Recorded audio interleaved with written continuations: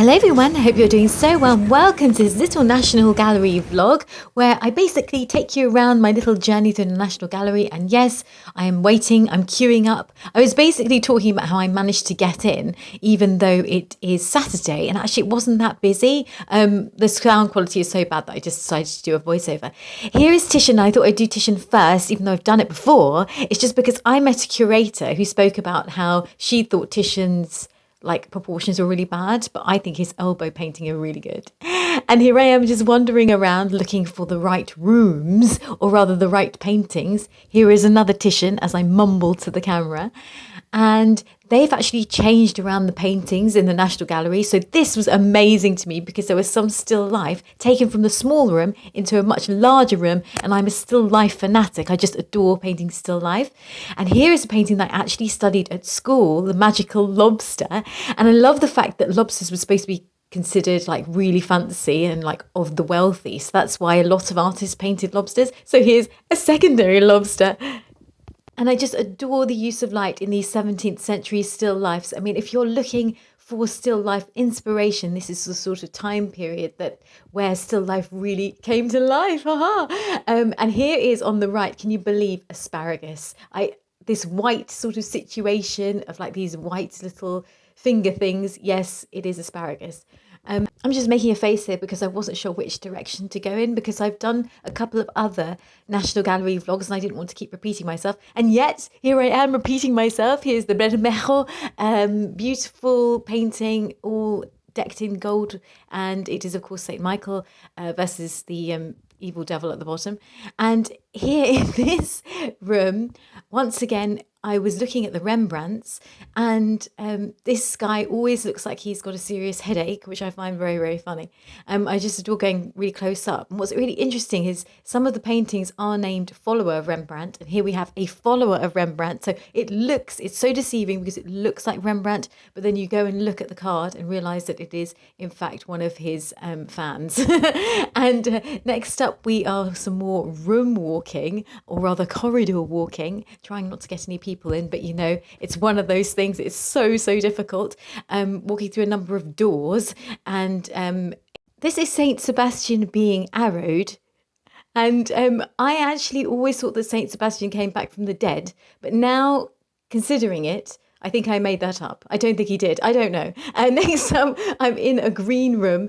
This room is so beautiful, and walking along, I always feel like it has such a wonderful decor, but I actually never really linger in it. At the moment, they have some really old Italian paintings, and some of them are very nice. I'm trying to lean back to show you, but then I almost got that person in it. Here we have yet another magnificent painting of an elbow. Of course, it's a face as well, a portrait, but then there's a significant emphasis on elbows. And here we have El Greco, and he has such a distinctive style of painting, which I really like. It's such a unique quality to his artwork. It's very kind of unique brushstrokes and very dark. And I always think that painting reminds me of Saruman for some reason.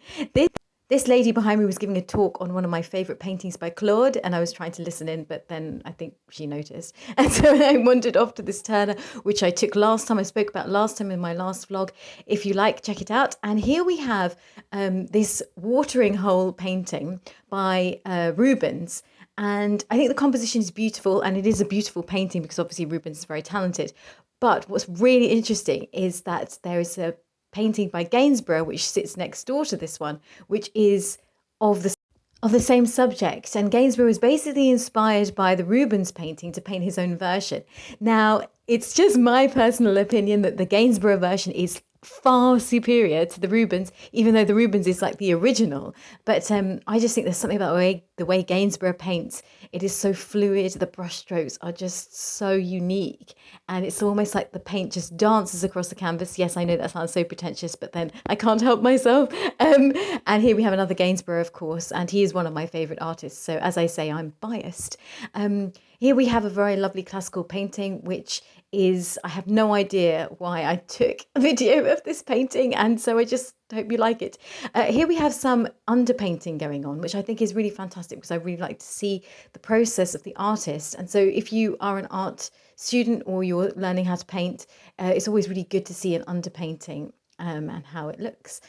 And here we have Anthony van Dyck, one of my, another one of my favorite artists. I think Anthony van Dyck is totally underrated, even though he was very much rated at the time, was very, very famous. I think he has become slightly less famous now in comparison to other artists, but I just adore the way that he paints clothes and armor here.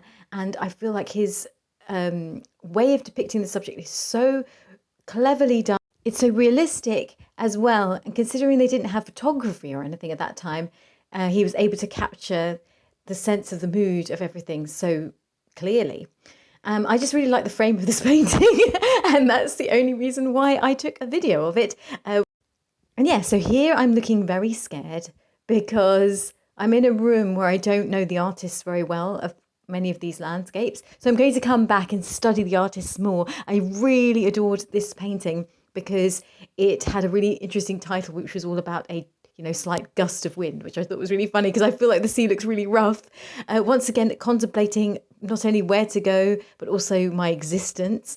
And I was just trying to take a video where I didn't get any people in. Look at the distinctive brushwork on this mole. Next, I went into this really dark, tiny room behind the Impressionists I've never seen, and I spotted a Claude of Rome, a beautiful scene in Rome. And this painting is beautiful, and I don't know why it is tucked inside this tiny little room. What is going on, National Gallery? It needs to be outside, in a bigger room, rather. And I realised also that Vincent van Gogh and I have one thing in common, and that is we both sign our first names in painting, so that's the only thing I have in common with him. I adored the pointillism in this Impressionist painting because it is such a simplistic composition, but I think that the colour harmony is excellent, and you can see when you zoom in the tiny dots that have been created by the artist. This painting is my arch nemesis because I studied it in school. I detested it then and I detest it now. Sorry. And alas, I am trying to possibly find the exit at this point. Do I see any more paintings? Possibly not. I can't find the way out. I really want an ice cream. As I say, because everything has been shifted around, it's in all the paintings and been shifted around in the gallery, I have no idea where I am. I ended up in the gift shop, and then I found this fascinating book called Highlights of the National Gallery that cost, drumroll, £10. I think it had like 4 pages in it or something. Sorry, National Gallery. Making it outside, and actually it is such a beautiful day outside. Possibly this is the reason why there is no one in the National Gallery, but actually by the time I left, it was packed as always. And here I was listening to someone playing the bagpipes, and my bus was cancelled. Hooray! Take care, guys.